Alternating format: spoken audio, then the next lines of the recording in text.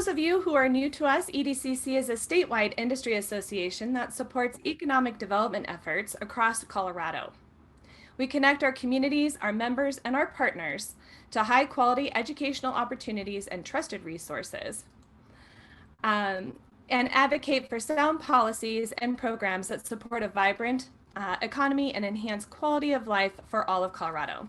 EDCC members come from a variety of settings. We are rural and urban, public and private sector, for-profit and not-for-profit, and include individual communities, counties, and regional organizations, local and state governments, chambers of commerce, universities, and private industry. As the state's premier resource on economic development matters, EDCC is building a virtual arsenal of information to keep our professionals updated on the latest trends, data, and case studies. Last year, we hosted 7 virtual series, 15 regional workshops geared towards food systems disruptions, an additional 9 workshops that were derived from those workshops on processor bottleneck, and 4 Thursday afternoon clubs. You can access all of this information at any time by visiting edcconline.org/past events. We've dropped a link into the chat section for you to be able to access that link. No one knows how long the pandemic will last, so for now, EDCC is taking a hybrid approach to our programming in 2021. We are coordinating 4 virtual series, 4 Knowledge Network series, and hopefully coming together again in Steamboat for our annual Drive Lead Succeed conference, October 20th through the 22nd. We are holding out hope that we will be able to meet in person, even if we have to wear masks and meet in smaller groups. More to come as we roll out this year's programming. Now, without further ado, let's move on to today's programming. So you may be curious as to why the Knowledge Network. We learned a lot last year about the power of collaboration and connectivity. EDCC wants to foster the professional network that we are so proud of here in Colorado. We have a treasure trove of leaders in our community of economic development professionals that have learned tricks of the trade, best practices, and quite possibly from their mistakes. That's how we grow, right? This is our time to come together as an industry and support one another. We want to see each other. We want to see each and every one of you succeed in your job, in your community, and in your profession. The credit goes to EDCC's Professional Development Committee for devising today's session and the series. They are a group of amazing professionals with great energy and leadership, led by Adam Kruger with the City of Thornton and Stephanie Treller with the City of Westminster. If you're a member and interested in getting involved, I've dropped in their contact information into the chat section. I'd like to introduce today's moderator, Jill Mendoza. Jill is among these amazing professionals I just mentioned, and her dedication to EDCC and the Professional Development Committee is very inspiring. A recent recipient of her CXD certification, Jill is a great resource for information regarding the pathway to certification. She was formerly at City of Broomfield, and now she is with the Town of Superior. Jill, let's go ahead and let you take it away. Thank you. Thank you, Kim. Good morning, everyone. I'm really excited today to kick off the Knowledge Network series. This is the first session that we've had, and that was devised by our Professional Development Committee. We're really excited to bring you an amazing panel of speakers today who have deep knowledge in managing EDOs. We manage EDOs in a way in Colorado that is very collaborative. We rely on the network within EDCC to bring together best practices and share information. And that's what we're going to do today. Today, we have a great panel of leaders who manage different types of EDOs. So to get started, I will introduce the different types of EDOs. For those of you that are not familiar with the varying different types, as you know, there could be many different ways to manage economic development in a community.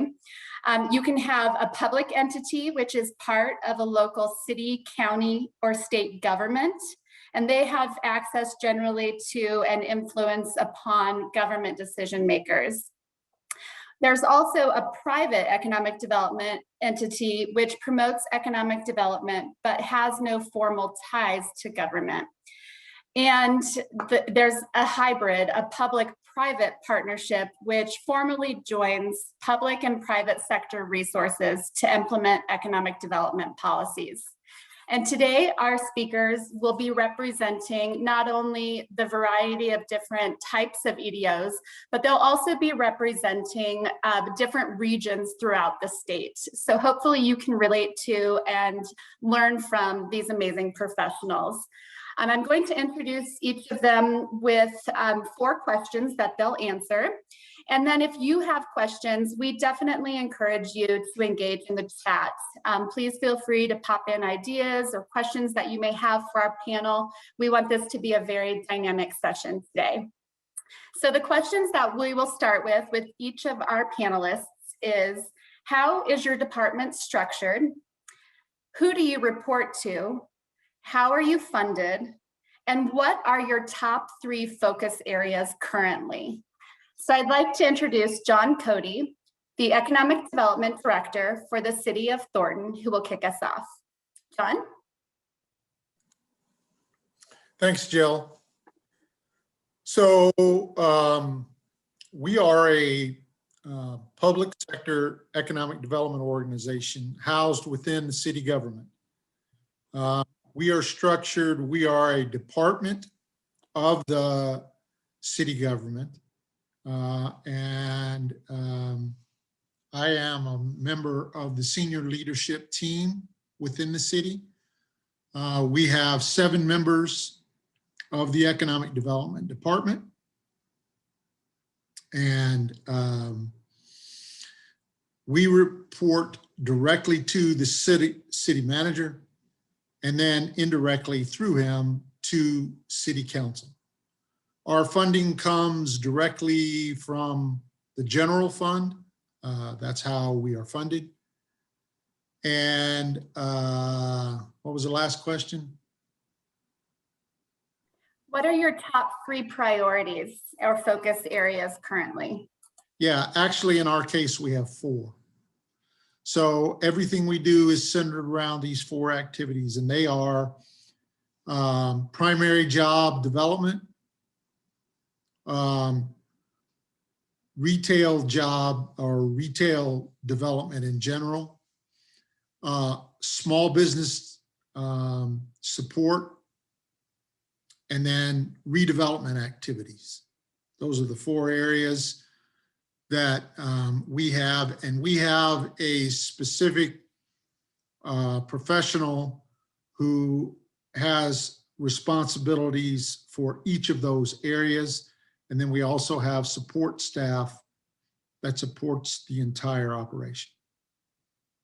So that's the Thornton Economic Development Office. Great. Next, we'll go to Laura Lewis Marchino, who is in Region 9. Laura? Thank you. Good morning, everyone. Region 9 Economic Development District is a regional organization, and we are a private EDO. We're a 501c6. We serve 5 counties in the Four Corners area. Durango is our largest community. We have 10 cities and towns in our region, as well as the only 2 tribes in Colorado, the Southern Ute and the Ute Mountain Ute Indian tribes. And if you don't know where we're located in the Four Corners, we are by 4 national monuments in Mesa Verde National Park. So we border the other 4 states in our Four Corners. We have 8 staff, 7 full-time staff. We have had very long-term staff. 4 of our 8 have been with the organization over 10 years. I am entering my 4th year as director, and I'm only the 2nd director in the organization, which started in 1989. We are led by a board of directors of 26 board members. And because of COVID, obviously, we are not meeting in person. Our board consists of all 17 government jurisdictions, as well as 9 from the private sector. Those 9 represent the geographic area as well as our industry sectors. Our budget is about $3 million. We have assets up to $8 million. Our local governments do contribute to the organization, but they contribute a total between all 17, only $45,000. And so obviously 80% of our income comes from grants, state and federal funding sources. Our goal, we do a loan fund, which I'll talk a little bit about in our core areas of focus. But we basically, with our loan fund, if we currently have about $6 million, and we believe, give or take, if we can reach $10 million, we will be self-sufficient and we will be covering all of our operating and support without needing funding from our area governments. Our 3 areas of focus include business finance. We provide a loan program, a microloan program, which currently sits at about $6 million. We primarily focus on startup businesses. We do gap financing. We partner closely with banks so that we can fully fund projects. Currently, we have about 170 active loans, and we had $1 million in payoffs last year. So it seems as soon as we get money out the door, we're bringing money back in to put out again for our businesses. Our second area of focus outside of business financing is our technical assistance that we provide to area communities. So we have communities that don't have a sewer system, for example, and then we have communities that have a lot of amenities. We do everything from grant research, data reporting, economic modeling, compilation around data. And then we also work with communities on incentives, community prospectuses. We run the Southwest Enterprise Zone. And then we work really closely with our county level economic development groups. And depending on their capacity, it can be anything from staffing them to actually just attending meetings. And then our third area of support is we work to support entrepreneurs. Our area sees a lot of business startups, unlike the rest of the country, which is seeing business startups really decline. We are growing our new businesses, and we try to have the support infrastructure in place, including a very successful accelerator program to help those community or those businesses launch and export services that brings in new money to our region. Thank you. Great, thank you, Laura. Next, I'd like to introduce Daniel Riley. He's the Executive Director for Arvada Economic Development Association. And Daniel, would you also mention how many staff you have in your organization? Yeah, absolutely. Thank you, Jill, and thanks everyone for your time this morning. It's great to be a part of this this group and this educational experience. So AIDA, Arvada Economic Development Association, is a highly unique model as far as economic development agencies go. We're actually a city department, and our staff works for the city of Arvada. However, we're on loan to support a 501c6 nonprofit board of directors. And so that board of directors is fully autonomous. However, it works kind of hand in glove with the city and its economic development strategies. That board will actually approach our city council for funding, which is where our programming comes from. So our grants and loans and technical assistance, the things we're doing for businesses, the money that flows through our organization into the hands of businesses and commercial projects is really derived from the board's autonomous approaching of our city council for those resources. And then as employees of the city, we can also act as that internal economic development staff to help serve the city manager and city council's initiatives by way of our community and economic development work system. So it's a little bit convoluted, it's highly unique, but it seems to work in Arvada. It's built a lot on the relationships and the positive trust between our city council and our business community over several decades. And so that's kind of the model that we work within. Arvada is part of the Denver metro area. And so we really rely on our partnerships as well with Adams County Regional Economic Partnership. We rely on our partnership with Jefferson County Economic Development Corporation and Metro Denver EDC as well to kind of leverage a lot of the synergies of that metro area. We do have 3 FTEs, which is stretched over 4 people in our organization. And again, as I mentioned, those are actual employees of the city of Arvada that are on loan to serve our nonprofit board. And we work with a unique budget in that sense as well, as we do have a departmental budget that covers our operations and our staff, as well as the programming budget that flows directly through to the nonprofit. And so with that, our three focus areas, actually that fits really nicely into our strategic plan. It's divided into three major areas. One is economic impact, which encompasses all of our traditional business retention and expansion, business attraction efforts, as well as enterprise zone promotion, our revolving loan fund, very traditional types of services and programs, resources. You might see our strategic partners that we rely on, the small business development centers, the workforce centers, our nonprofit lenders, et cetera. And the second area of focus is community impact, which is really where we're starting to push a lot of our focus around how we engage with the community and the residents of Arvada, in including them in the discussion around development and growth and the relationship between that commercial activity and their quality of life. So that's really kind of around marketing and communications. And then the third area is organizational impact. So that's really our internal efficiencies and effectiveness. So looking at process improvement, our data sources, the technology we use, and really the philosophies we have about continuous improvement to be the most effective organization that we can be with the resources that we have. Great, thank you, Daniel. And last but not least, Don Bristol is the Economic Development Director for Steamboat Springs and Routt County. And Don, could you also mention how many staff you have in your organization? Sure, I will. Thanks, Jill, and thanks EDCC for putting this on. I wish I had something like this a while ago when I got started. As Jill said, I'm the Economic Development Director at the Steamboat Springs Chamber of Commerce. It used to be the Steamboat Springs Chamber Resort Association that's evolved into focusing a bit more on economic development. I am funded 1/3 by the Steamboat Springs Chamber, which that includes membership dues as well as events. The other third of this function comes from contract with Routt County government. And then another third comes from the city of Steamboat Springs, as well as, and that's a contract there. 4 years ago, we were funded at $50,000 each for my budget, so 150 total. And then this last year, we were split equally at $77,000 each by each partner, totaling $231,000. And then going into this year, we've decreased that by about 15% by all partners. And we'll say that's really a function, not necessarily of our governments, but it's a question of the chamber.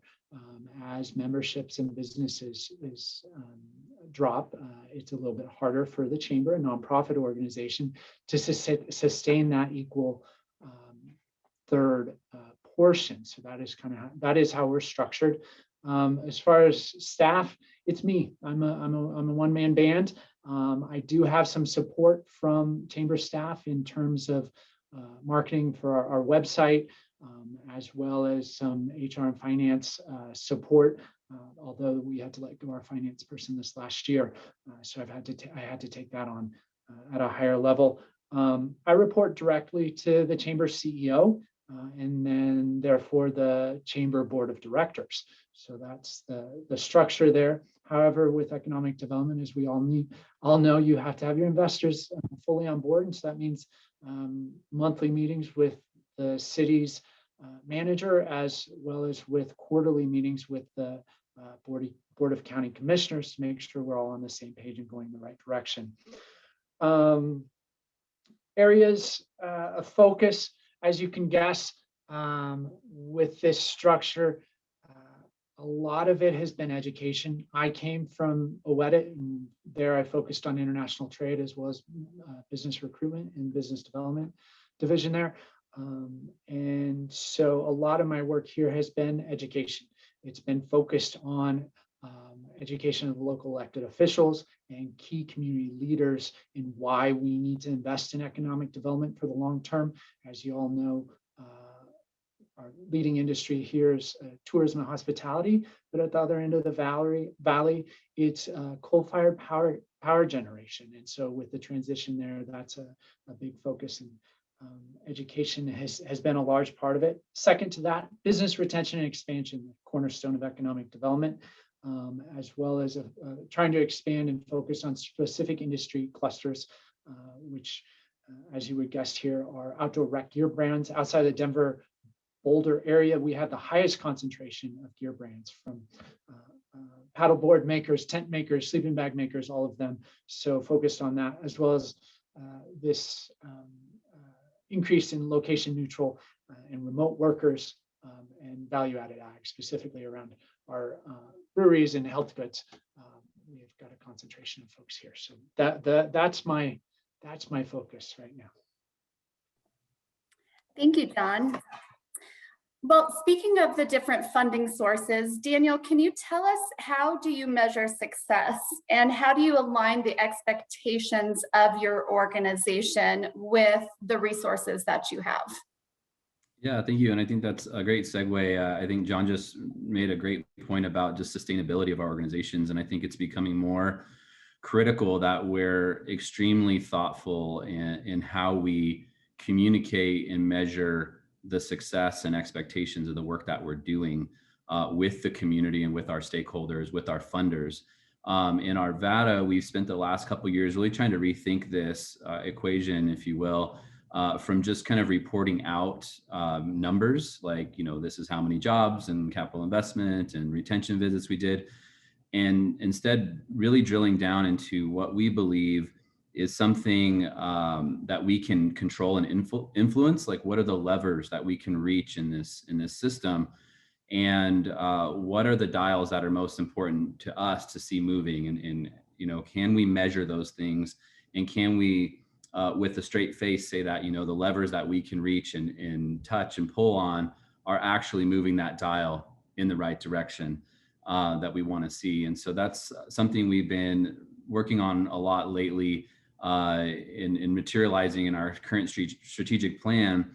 We're really thinking about the context of real estate development that's unique to Arvada. And again, every community is going to be unique in how they think about what's important and how they measure it. But in Arvada, we're a very old and built out community, and there's not a lot of real estate development opportunities that we can go out and promote. There's a lot more infill happening, and the sites that are vacant for a reason. There's challenges with those. So what we're trying to help our community understand is, if they want different things that are related to their quality of life, if they like to see, there's more jobs available in the community, we need to understand the relationship between available real estate in different segments, and what that means, how many jobs and how much capital investment on a square foot basis can support their goals. And so how much do we need to invest into the things we can control more, like the real estate development, kind of if you build it, they will come type of philosophy. And also looking at, our trajectory, whether we existed or not. If you just took Arvada economic development out of the picture, what's the trajectory of Arvada as it pertains to growth and new jobs and new firms? And then if you add us in, can we manipulate that trajectory just a little bit into how much and what is the community really comfortable with as it pertains to that activity? And so that's kind of really where we're trying to go with these metrics, is defining that we actually can control a lot of these outcomes to a certain extent. And if the things that we can't control, we may still want to observe and report on as indicators, but we're not going to focus a lot of our energy on pursuing things that don't really change the future for our community. And that, I think, is a really good way to think about stewardship of your resources, and then going back and collecting more resources. So just to kind of wrap up that question, Jill, we do use a performance management system. We call it Focus Arvada. In Arvada, that's essentially how we connect the city council strategic goals, our board of directors strategic goals, with the daily tactical work that we're doing, and help understand how the work we're doing cascades up into moving the needle on those different dials that are important to us. Great, Daniel. And John, what about your organization in terms of being funded as a public entity? How do you align the expectations with the resources that you have, and what metrics do you use to evaluate the success? So I think it's always important to understand where your community is in terms of its economic life and its economic situation. So you have to understand, you know, kind of what your asset base looks like for your community and what are the economic challenges that your community faces. And if you're, especially if you're relatively new to your community, that's the place where you have to start. I'll use a specific example in this question. When I first arrived in Thornton, the vast majority of my career had been in primary job development. So an assessment of Thornton pretty quickly identified where some issues were for us. Thornton is the 6th largest city in the state. And currently we have about 145,000 people. But when I got there, there were about 2,000 primary jobs. And I had left Longmont after being there for a long time. And it was a town of about 80,000 people, and it had 12,000 primary jobs. And the city of Westminster had about 11,000 primary jobs. So it was clear that the city of Thornton had very few primary jobs. And looking at census data real quick, we could tell that 96 out of every 100 people in the city of Thornton were leaving the city for employment purposes. So virtually everybody in the city was leaving and going somewhere else to find a job. On top of that, even if for some reason they had had a very successful primary job program, they wouldn't have had anywhere to put anybody. There hadn't been any really speculative primary job space developed in the city for probably 25 years. So all of that came together in identifying the fact that something had to change in terms of their primary job base. So we put together a strategic plan and began the process of rebuilding our reputation with the real estate community to say, hey, we're here, we're open for business, we want to do things. One of the first things we did, as an example, was to establish what we call projects of economic significance. All primary employment projects that came to the city were exempt from going before city council for approval. So they came to the city and everything they needed to do from a development perspective was administrative. Secondly, we began to actively recruit the development community to build primary employer project space in Thornton. And we became, Adam Kruger is our deputy director, and he's the person in charge of primary job development. And that's how he started in the business, and that's what he continues to do for us. And he began to be he was already doing some of it, but he began to be very active in recruiting primary employment prospects. And all of that together led to a dramatic increase in primary employment. And today we have 9 speculative projects going up in Thornton to build space for primary employers. And that's just one example. We have like examples in each of the areas that we have responsibility for. So the point of that story, even though it sounds long-winded and was, is to say that you have to assess your community, where it is, what you need, and then you have to develop a plan about what you're going to do. Now, metrics-wise, we track jobs, we track retail sales taxes, which is the bottom line in Colorado for local governments in determining, how well they're doing. We track, what kind of activity we have in terms of redevelopment. We track how many small business grants we make, how many small business technical assistance efforts that we have. We track virtually everything because everybody wants to know everything about what you're doing. So metrics are important, but metrics are only important in regard to what it is you're trying to accomplish and knowing why you're trying to accomplish it. Great, thank you, John. And Laura, can you tell us a little bit about your organization and how you align your expectations with the resources that you have, and maybe what metrics you use to communicate that? Sure. So basically, we feel like our resources are in line with our expectations. We have strong goals to grow, to reach that self-sustainable level. And we feel really unique in terms of economic development organizations that is a goal. In terms of economic fundamentals, we work in a rural area, and what we see is there's really less focus on attraction. We're trying to work on the foundational level so that we can support the businesses that are already invested in the community, and we can provide some entrepreneurial development for new businesses. We're seeing a lot of COVID refugees, so to speak, because of our community amenities, and how can we get those folks that are relocating to our area also into our employment base. And, you know, one thing that has been a benefit is we do have a lot of underemployment because we're tourist-based. And so we're looking at how can we get more diversity in our workforce. In terms of our measurements, as John mentioned, we measure jobs, we measure how many loans we make, we measure number of inquiries, you know, grants data, all of those pieces as well. We do have a strategic plan.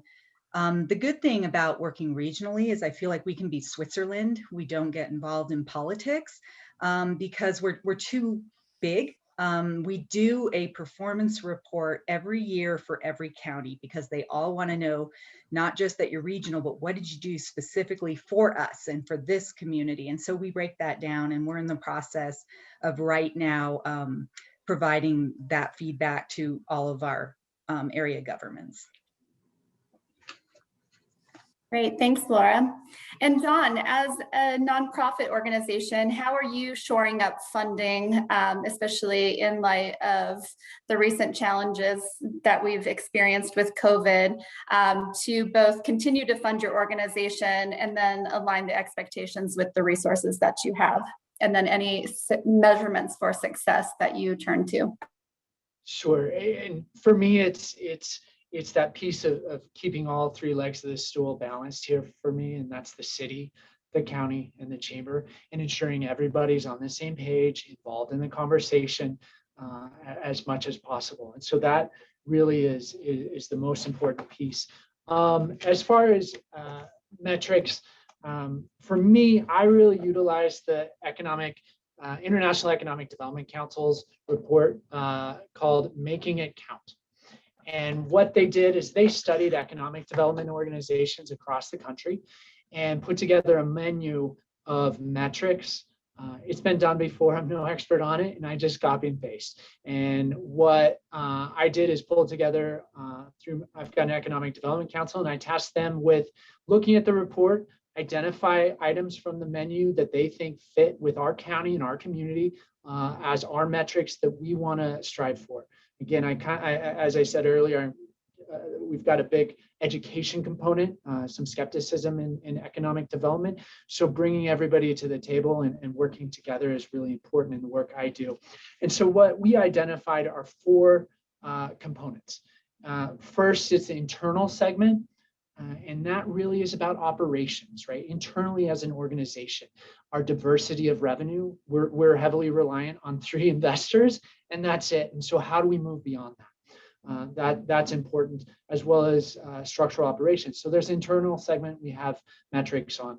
The second one is economic development program segment, just like everybody else has said. You know, it's who are you talking to, what's your conversion rates on prospects, and who are you providing technical and financial assistance to. The third component is are relationship management. And again, you hear this theme with me, is there's a heavy focus on this, and it's building the relationships in economic development, both locally through various organizations that exist, chambers in multiple communities, multiple levels of government, federal, state, local, as well as with other business, smaller business organizations, maybe Main Street programs and others, and really identifying who to bring to the table. So building up the relationships. And we've got different scores for each one of those, and that's just come out of that report. And then of course, and then the last one really is the community segment, looking at our demographic makeups consistently, as well as real estate metrics, quality of life metrics. For here, a lot of issues around childcare and housing, which I think we all have, but trying to track those a little bit more, pay attention to that, and where we can identify opportunities to work. So that's our metrics piece that we work from, but it really comes out of the International Economic Development Council's Making It Count report. Great, thanks, John. And as John mentioned, building relationships and educating stakeholders is very important in our roles. Laura, can you tell us what strategy do you use to educate newly elected officials and stakeholders in your community and organization? I feel like this is probably about a quarter of my time. Again, I have 26 board members and somebody is always new. So we have tried to make more of a process where every time there is an election, and there was in November, we go through all our governments and do kind of an economic fundamentals just to check in with everybody who's new. I can't say enough how important education is, as much time as it takes. If you cannot give information about your purpose and what you're trying to accomplish and figure out their priorities, you're just working at cross purposes, and you're spending more time trying to get people on board than if you build the trust. I really think progress moves at the speed of trust. And if you don't have that trust, you're just not going to be able to be effective. So not only do we educate our board members and our elected officials, and we do have a board orientation that we do twice a year, and we rotate board members into that, is we work with our economic development groups. So I feel like we are trying to support them and their members because we want them all to be sustainable, because they're our boots on the ground. So we use EDCC's 101, which basically I catered to our communities, and the Economic Development Council of Colorado has a template for education around economic development fundamentals. And so I've just catered that. We use it with our county level groups so we can reach as many people as possible. And I mean, we go to Rotary Club meetings, we make the circuit anytime we can. And sometimes it's just doing a, hey, let's update you on what we did this year. Another time it's like, hey, we have a new data report that we can talk about. And we use all of those opportunities to educate the community. And I feel, you know, there's always someone that you're thinking, gosh, didn't I just talk to you about this? But I just can't say enough. I think that's a strength, and I think it needs to be a priority for every organization, or you end up spending a lot of extra time trying to get things done. Yes, thank you, Laura. I think we all would agree that we spend a lot of time on the education piece. We had a question in the chat. Would you be able to share that presentation with the group, your ED fundamentals? Sure, I'm happy to. And also I know ED does the 101, which it's based off of. So I might even suggest talking to Kim about that, just because, you know, I kind of pick and choose, and that's probably more comprehensive. And then I'm also happy to share our board orientation, because you can adjust it to your organization as well. So if you want to put your contact in the chat, I will make note of that and follow up. Thank you, Laura. And Daniel, you mentioned community engagement strategy as being an important component of your work right now. Can you tell us a little bit about that and how that relates to the educational piece and getting building consensus for your initiatives?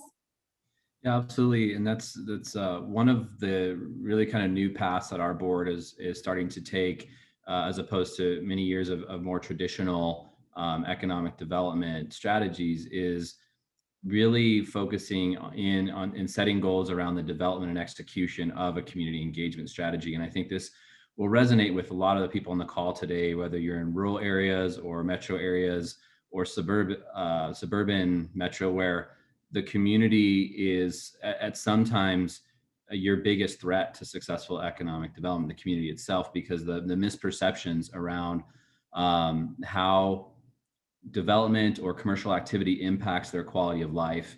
And they look at business activity as somewhat of a nuisance because they're not fully aware of both the benefit of the private sector investment from a infrastructure standpoint to providing employment opportunities, but also the tax revenue that your community uses to fund important things. In Arvada, it's trails, parks, police, roads. A lot of those things are by the large majority funded from private sector activity, whether it's a business taking a risk to set up a retail establishment, or whether it's use tax that goes into different facilities and things like that. So we're really trying to figure out how we open up this dialogue and start to include the greater community as an audience of ours, as a customer of ours that we have an ongoing dialogue with. And what are the different ways that we could actually, again, move the needle in that arena, whether it's digital communications and social media, whether it's being more proactive in going out and having neighborhood meetings or different things. And that's an active process we're engaged with right now, is really that discovery. What can we do, and what's our appetite for doing that? And I think that it goes hand in hand with the elected official conversation as well. I think that the more in our industry that economic development can become an inherent value of our communities, that it's not this other thing that we're over here doing on the side and often comes into play and is viewed by the community or the elected officials as a conflict, but it's actually reinforced that over time. It's kind of like this beating drum. Your planners understand economic development. Your utilities folks understand economic development. Every case that's brought forward for consideration by planning commissions and city councils or county commissioners has a theme, an underlying theme of economic development and why it's important and what are our goals. And really understanding through developing those relationships, not only with the elected officials directly, but with your community and their constituents, as well as the staff involved in the government, local government organizations, how they can kind of become your own champions for economic development purposes. And you can really help, regardless of if an elected official or the community is feeling like, we need more jobs or we need more, amenities, or whether they're saying we need more social equity and we need more economic mobility. We can deliver a message that economic development supports all of those goals. No matter what your goals are, economic development can advance those goals. And so that's really, I think, where we're trying to really figure out and hone in on how we can be most effective in that space. And we need to, I think, collectively as an industry, really take that plunge and take that risk to say, we're not used to having conversations with residents and the public, but now that that's becoming one of the biggest threats in our SWOT analysis, we need to really take it seriously and be good at it, and not just kind of assume that, if we just keep pushing promotion of jobs and development, that it'll all kind of work itself out. So I think that there's too much competition in the global and national economy for us to not really take on that conversation. Great, thank you, Daniel. And John, you mentioned that education is a foundational effort in your organization. Can you tell us a little bit about how you educate elected officials and stakeholders with regard to your economic development efforts? John. Sorry, John Bristol. All right, I was hanging back on that one. Right, sorry about that. Really, I really focus on who's up and coming, and who's probably moving into positions of leadership, and get to them early to talk to them, and do that outreach, and provide them with two key documents. One is from the National League of Cities, Economic Development 101, and the other one, so that's for our municipal leaders. And then NACO has role of economic development in the county. And so I use those as tools to talk to public officials that are interested in running. And then as soon as they get elected, we do a kind of an onboarding process. And so here with the county, we've got a new county commissioner, met with them and part of our UDC, and just chit-chatted, talk about economic development and how important it is. And so it's just building a relationship with key leaders so that they take in that economic development language and the words that we use, and that they feel confident in using it and saying it. And that really helps guide a lot of conversations across the community as they, will be sponges and soak it up and then say it over and over again. Great. Yes, we try to get them to be champions, like Daniel mentioned. And John, Cody, you have deep knowledge of educating elected officials and stakeholders across a variety of different types of EDOs. Can you tell us a little bit about how you manage the misconceptions of economic development and how you address any challenges to support for economic development that you may face? I think more than anything else, it's being visible, it's being actively engaged, and it's being willing to take on those misconceptions head on. This is my 41st year in economic development, and I've seen pretty much everything there is, maybe not, but I've seen a lot of stuff as it relates to economic development. We're in a very comprehensive field. I used to tell people, other than acting, we're probably exposed to more than most professions. And the interesting thing about economic development is most people think they are born with an inherent knowledge of how economic development works. If you don't believe it, walk down the street and ask just anybody you run into, and they'll tell you how to make the economy better. But the truth is, it's a lot more complex than that. And if you do it for a living, you know that. But I've had legislators tell me, all I need is an interchange, and that's the economic development that I need. Most of us know that's a dramatically oversimplified approach. But it's important to constantly use whatever tools you have. If you have a relationship, especially if you're in a medium to small community, to develop relationships, with your media outlets, newspapers. If you can develop a good relationship with the editor or the business editor or whoever it might be, and have exposure in the paper, that's a great way. Spread the word among your colleagues. I put on the first ED 101 in 1999 for EDCC at the Brown Palace.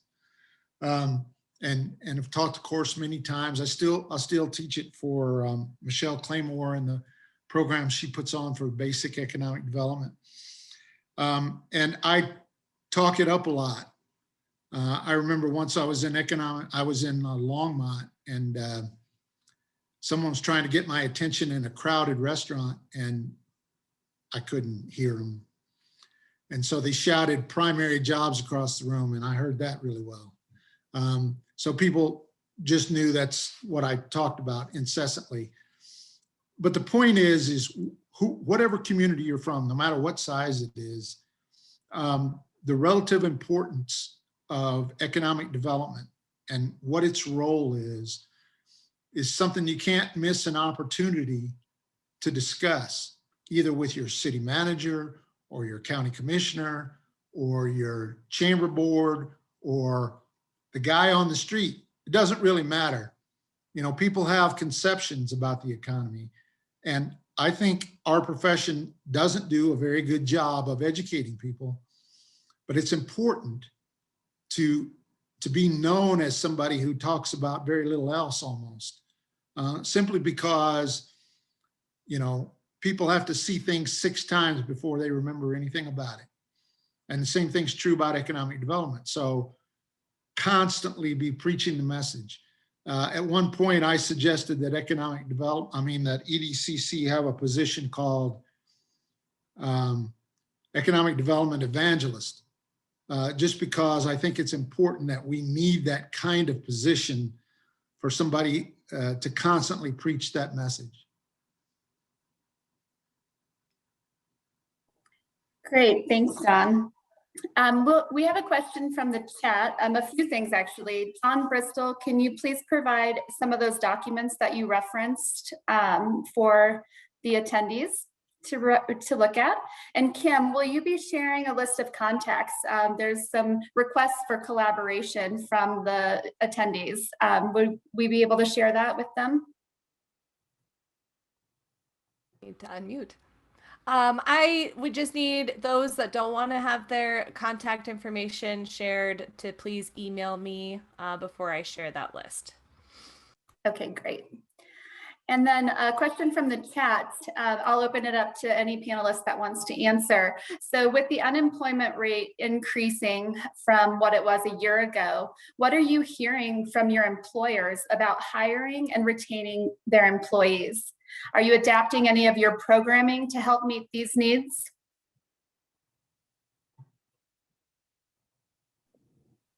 I'm happy to jump in with one example. You know, we're I think seeing that unemployment. Oh, sorry. Oh, am I freezing? Laura, we'll let Daniel answer and then you can go next. Sorry about that, Laura. We've been seeing that kind of hitting different industries in different ways, and primarily, you know, hospitality and retail has been one of those areas where we've seen more unemployment impact. And but for pretty much primarily all of our other industries, we're seeing the same challenge that they had pre-pandemic, which is I cannot find good people to work for me. I can't pay them enough. I can't get them to commit to either the commute or the, you know, whatever it takes. And obviously childcare and transportation is an issue right now, exacerbated by the pandemic. So we're kind of seeing that not having changed much since pre-pandemic as far as the challenge to find good workers and good talent. What we are seeing as far as a new strategy is going back to that community engagement component.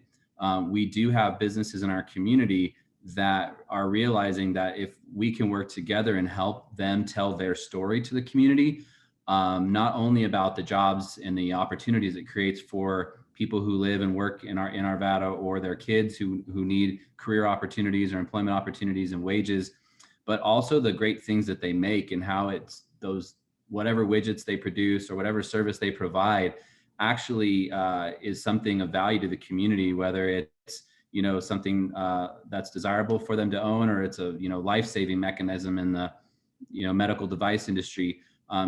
Helping these businesses really take a more proactive strategy of community and neighborhood engagement, with workforce development kind of the secret underlying motivation for that, is something we're starting to see. And I think it's really exciting and an opportunity that we haven't really explored before. So that's kind of where we're at right now. I think it's to be determined if we're going to see some serious economic fallout and you know, recessionary behavior that's going to make it difficult for people to get back to work. But right now, I think that really we have to look at those industries, like I said, hospitality and retail, and find out, you know, do those workers plan on coming back, or do they want to use this as an opportunity to retool their skills and move into some different industries or higher wages and career-oriented pathways?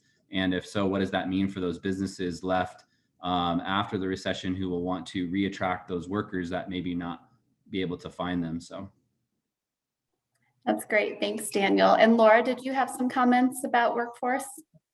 Daniel answered most of what I wanted to bring up. The only thing that I might mention is what we're seeing in our area, and I don't know if this is an issue with the rest of the state. We have a lot of federal jobs, you know, Forest Service lands, national parks, the like.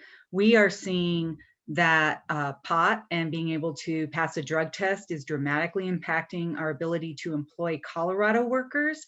And because we're in the Four Corners, We're an in-migration state already, and we are actually getting workforce from outside of Colorado, which ideally is not what I want.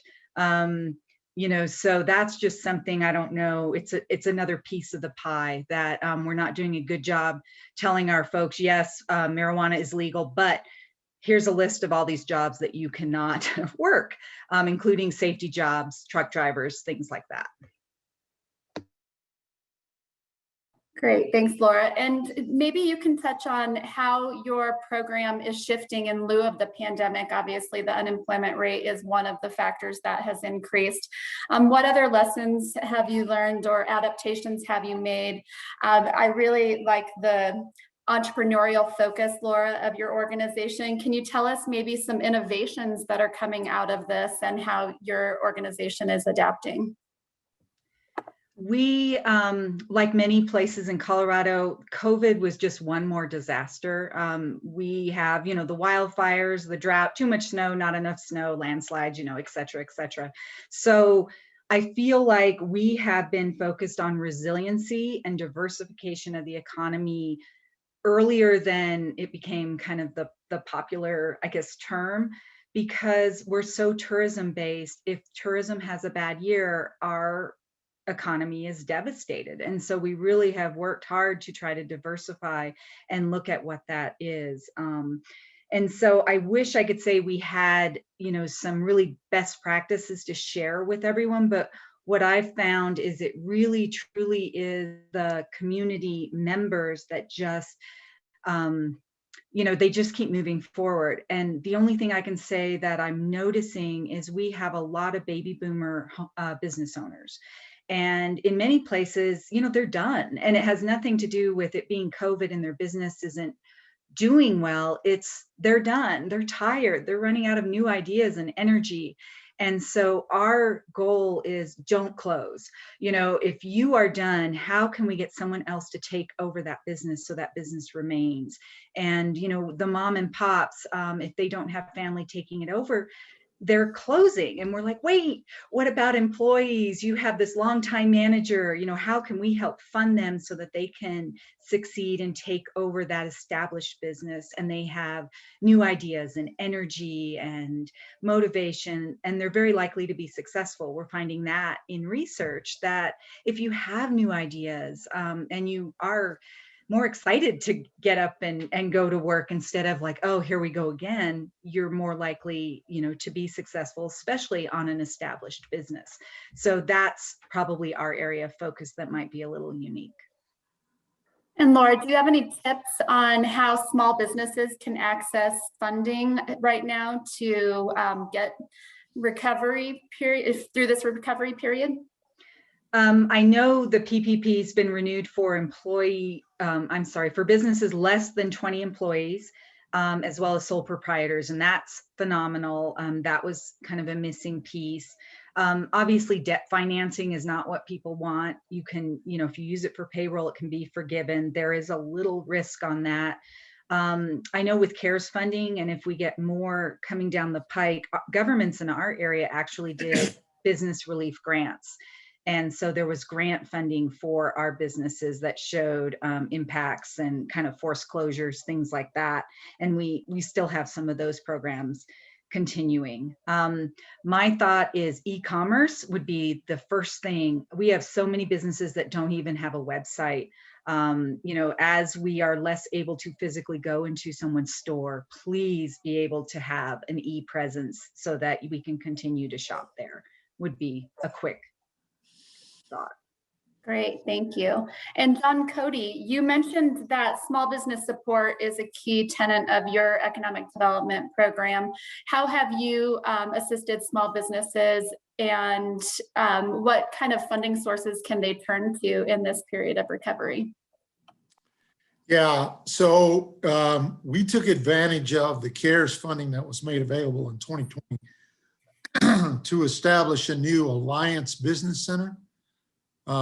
And that's run by Robin Martinez on my staff. And it remained, even through the pandemic and today, as an in-person assistance center that brings together a variety of resources, including Spanish-speaking sources like Mi Casa and others, and traditional sources like the Small Business Development Center and others, to provide assistance to help businesses get started. We have one of the more robust small business programs, and we have had for more than 10 years a small business grant, actually 2 small business grant programs. But 2020 was a record-breaking year nationally for small business formation. And we often see this happen when there's some kind of economic upheaval. We're kind of in a transition period right now between the formation of new businesses and really businesses starting to take off. As the economy improves, we expect to see a lot of this occurring, and they're going to need technical assistance getting up and running, and they're going to need to go somewhere to go to get this assistance. We think the Alliance Center is a step in the right direction, but we're also looking at creating a new grant program in the city, an entrepreneurial grant program that will take advantage of those businesses that have at least enough savvy to put together a pretty decent business plan. And we'll help them with real estate services to help them find a location, help them fine tune what they have in terms of a business plan, and assistance with pro forma spreadsheets and other things that will help them navigate the first year or 18 months of businesses. And then hopefully there'll be a little bit of assistance through the federal government with some startup grants, and all of those things will come together. There's going to be a need for backfilling a lot of the restaurants and stuff that did not survive the pandemic and went away, but people still want a place to eat, and unique new restaurants and small personal service businesses that come in to fill that gap are going to need some assistance getting up and started. And so that's how we've been trying to address it. Thank you, John. And I'll turn to John Bristol. We had a question in the chat. And since your organization is under both a city, a county, and a chamber, when you form your economic development goals, do you push those out to the entities that you serve, or do you wait for political alignment and get those goals pushed out to you from the overseeing organizations? Short answer is I try and get in front of them as quick as possible and guide that and define them. And that is working with each entity. I say that the CEO here at the Chamber is my direct boss, but I've got a lot of bosses, and there's a lot of people involved in economic development, and that ultimately it's the community, it's all the voters that elect the elected officials. And so I've got to be talking to each of the elected officials, understand their goals, and plant seeds on the direction that we need to go to help guide them. And that, I think it's just a question of leadership and helping them do their job, and help them guide conversations that they're having with their constituents in their circles, and whoever really has their ear on certain issues. And also identifying who those people are that they're listening to, and take it a step further to help move and plant different goals. So that's really my focus. Great. And any of the other panelists, do you have any best practices for how to align goals, either for the organizations that you serve and or for your own organization? Do you create the goals and push them out, or do your elected officials and overarching organizations that you serve push the goals to you? This is Laura. I can answer the fact that we really look to each community and their priorities. There's obviously commonalities. And I put in the chat, because there was a question on that. And what we're seeing is you've got to go where community momentum is. You're going to get more done. So if everybody is talking about housing and childcare is the most important, work on housing. You'll get something done, you'll have the momentum, you'll have the support, and then you can bring up childcare. If that isn't a priority, you know, we always suggest, but honestly, you're going to get funding support, all the resources you need if you really go with where the community momentum is. And sometimes that isn't exactly what the electeds will bring up. And so you can continue to, you know, mention things that are of community importance, and they know that. So and you can only do so much every year, you know, as a priority. So we look at those annually and we shift them around as needed. I would say, I would agree with a lot with what Laura said, but I would say it's a combination of art and science, meaning that communities sometimes have an idea of what it is they want to do, but part of your job is also to provide the information. In other words, part of the reason you're hired is to demonstrate what the needs are. They aren't always aware. You know, part of your job is to say, here's what the data says. Here's what the information says. Are you aware of this? You know, if they're aware of it and they don't really care, that's fine. But it's your job at least to show them what the needs are. And in some cases, to make the case, if you will, that they have needs that will make a huge impact in their community. So it's a little bit of walking the line. That's what I would say. And I really agree with John on that. You know, I think that our community looks to us to be thought leaders and to really give them insight onto how we're going to, you know, best position ourselves to achieve whatever the collective goal of the community is. And so I think it's important to start there and bring that to the community. But at the same time, you have to engage them and you have to give them the opportunity to help you refine that and collaborate on that so that there is buy-in, because we're not going to do anything alone. I think we could all attest to that from the standpoint of the economic developers in the room. I kind of like to say this, even though it's damaging to my reputation, we don't really do a lot in economic development. You know, we don't dig the ditches that provide the fiber, and we don't hire the employees, and we don't, you know, clean the water. We rely on all these other partners and players in our community to do the things that actually set the stage for economic development and economic success from our business community and private sector. And it's really our job to kind of understand that landscape and understand the threats and opportunities, and then bring forward thought leadership on how we're going to move through that into where we're trying to go, and what resources are going to be required and what compromises are going to be required. So I definitely think that, you know, don't forget the collaboration engagement component of that, to make sure that those stakeholders are on the journey and supportive of that journey with you. Great. Good answers, everyone. Thank you so much. We had another question in the chat about broadband. Do any of your communities have an issue with economic development in terms of broadband access? Maybe I'll start with Laura. Yes. I think just being rural, it's not as cost effective. You know, you put mountains in the way and broadband becomes even more expensive. If COVID taught us nothing else, it taught us that we were unable to go remote with a lot of our students just by their access and capacity and ability and economics. And I think that even though we're working on that, it tends to be very, very slow and very, very expensive.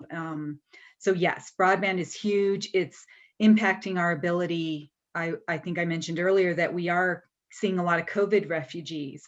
It's going to be hard for them to work from home, you know, in many cases, especially when they want that beautiful, pristine property, you know, that's not near a community or i.e.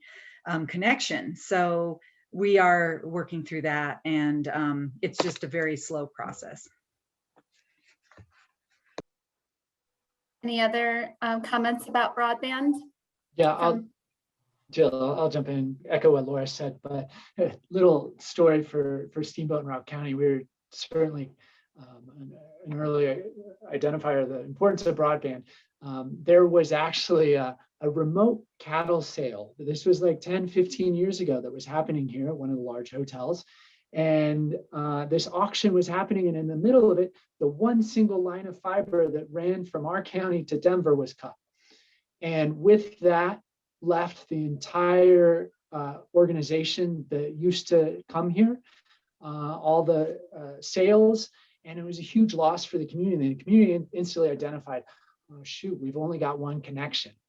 And without that, business is gone. And so they immediately put together a consortium, including the county, the hospital, community college, and the school district, to develop another line, to create that redundancy. And so Routt County and Steamboat Springs specifically has been ahead of the curve on that, and gotten support from DOLA, state funding, as well as federal funding, to create redundancy and high-speed broadband here, which has been a model elsewhere in the state, which is good. Great, thank you. We had a good comment in the chat from Steve Art. He said that when he has new council members, he asks them for their definition of economic development as a starting point, and how they normally respond is they think it's the number of new businesses opening, but he takes it from there in an effort to educate them and let them know that it's a lot more than that. So that's good advice. But it also goes to the communications piece. And Daniel, can you tell us, Cody mentioned how important it is to have relationships with the media. I know you have a great communications team in Arvada. Tell us a little bit about how you go about the communications and marketing effort. You've got a lot of media coverage recently. How can other organizations do what you're doing to put their efforts front and center? Yeah, thank you, Jill. And I have to give all the credit to my team on this, the folks who are really experts in marketing and communications. And I think kind of an underlying theme of this conversation too, to all the economic developers out there, is hire good people to work for you. Especially, I think it's so apparent now in the pandemic era, if you will call it, all the remote working that's going on, having really talented, effective, customer service focused and self-driven employees working behind you is so critical, because we just don't have the ability to rally, people together, and you just have to trust so much that your team's out doing great work in the community. So kudos, and a shout out to my team for being that on in Arvada, and really making my job very easy. On the communications side, one thing that this organization did several years ago that I think is a model is, when we started thinking about marketing, we said, why don't we go out and hire a marketing person, not an economic development person, and tell them to go do marketing? And so that's how we found Allie, and she's been absolutely amazing. And hopefully she's a great resource to a lot of the folks here in this call as well. You're welcome to reach out to her for great insights on how we do things. But really, it's bringing the perspective of, like, if we were a private organization, a company, and we were trying to sell a product, what thoughts would we have? How would we try to build the channels to communicate and make our product aware and persuade people to be engaged with that product? And some of those strategies have really manifested in a lot of positive outcomes for Arvada.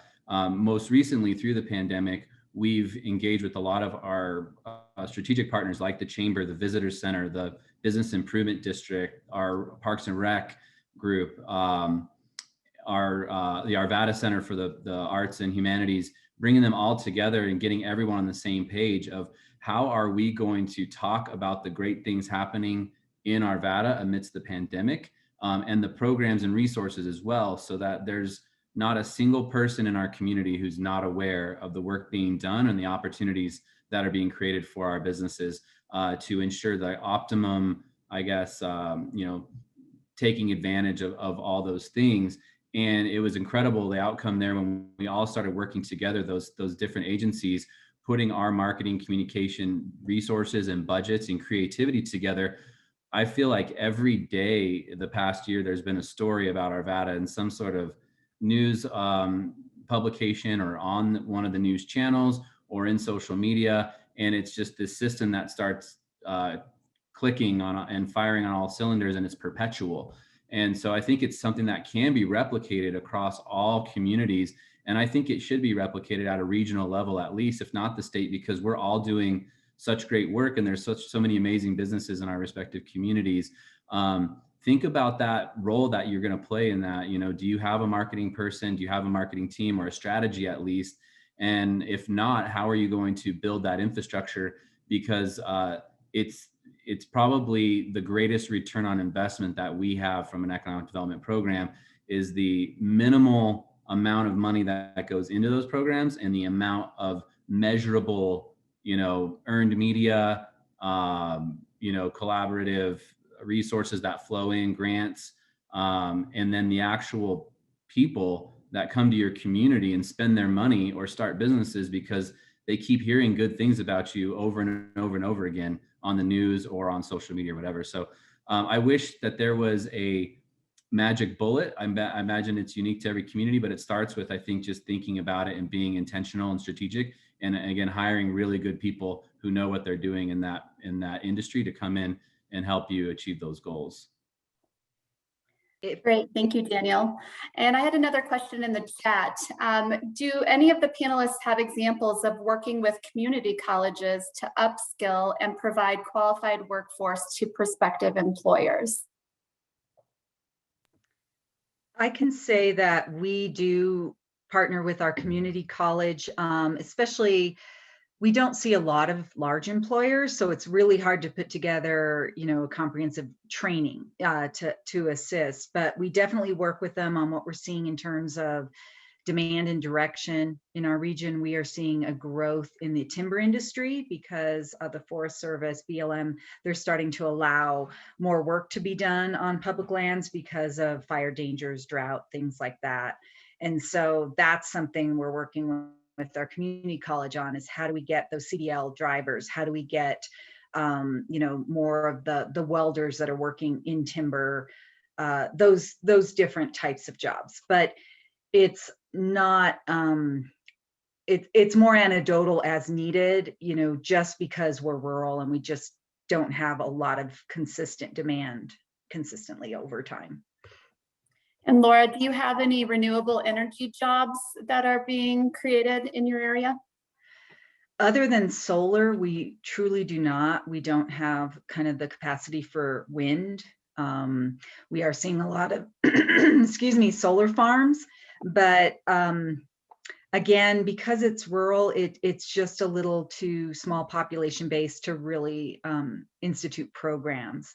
But we do work with them on the Colorado First Training Initiative, where you can get trainers into certain companies. And we've been doing that so that they can stay on top of technology or new activities as that comes up. And what about John Bristol in your area? Do you have any renewable energy jobs that are being created? Well, it's certainly a big conversation, right? So northwestern Colorado, we've got 3 coal mines and 2 power stations, and we're facing a transition. And so working with our community partners, Colorado Department of Labor and Employment, Workforce Center, as well as both the regional community college, Colorado Mountain College and Northwestern Colorado Community College, to develop opportunities, workforce training, and that is in process right now. So it is a big conversation. As far as solar programs or other renewable energy programs that exist, we don't have that right now, though we certainly want to explore opportunities to bring it here. Great. And Daniel or John, Cody, any work that you've done with community colleges to upskill? Not really from a workforce standpoint. Yeah, we have Red Rocks Community College, one of their campuses in Arvada, a great partner. They're on our board. And we also have Front Range Community College not far away in Westminster. Both of those colleges do a lot of work with continuing education, customizing, education and credentialing components for incumbent workers in our industries. They work with the Colorado First and existing industry grants We leverage relationships with Manufacturers Edge on top of those. So there's actually quite a bit of synergies.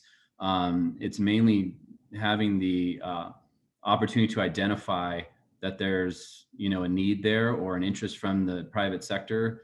And it typically kind of falls into manufacturing as we see it in Arvada, but it could be, you know, broader than that. I think that that's a good opportunity for your business retention programs. If you're going out and talking to those businesses saying, hey, are you aware that the community college is a great resource and it's often highly subsidized or free if you can engage these state grant programs to get this type of workforce development for your existing workforce, and also creating pipelines so that the college knows that you're hiring and that you're growing professionals, and they can start feeding in graduates and folks that are coming up through their programs. So I think it's a great strategy that we should all be well connected to our local community colleges for that specific outcome. Great, thank you. Well, I want to thank all of our panelists for the great comments today and good insights that they were able to share with all of our attendees. Thanks for the attendees for making all these great comments and engaging with us. And I'm going to turn it back over to Kim now to close us out. Right. Thank you, everybody, and thank you to today's speakers. I am trying to do two things at once, so I do apologize. So a big thank you to our panelists today for sharing their perspective, industry knowledge, and insight. If you want to connect with our speakers afterwards, please let me know and I'll get you connected. A big thanks goes to our professional development committee for bringing this series to fruition. Keep your eyes out on information for our next series. If you have any ideas that you should explore, please email Adam, Stephanie, or me. Also, we are always looking to better our delivery for timing of this information. So please help us take this, I'm dropping it into the chat right now. But this is a 5-minute survey. If you guys wouldn't mind helping us. And in there is a question that asks, what kind of topics are you looking for? What do you need for your leadership skills and professional development moving forward, so that we can make sure that we're connecting you to that information. Again, the recording and presentation will be followed after today's event. Once it's finished downloading, and I will get those links out to you all. We will also have a page on our website that will be dedicated to the Knowledge Network series. And finally, please visit our website at edcconline.org for resources and tools that you need to make your to make you successful in your career. So thank you so much, everyone. Please take care. We hope to see you here in the next few months, and please stay safe and healthy.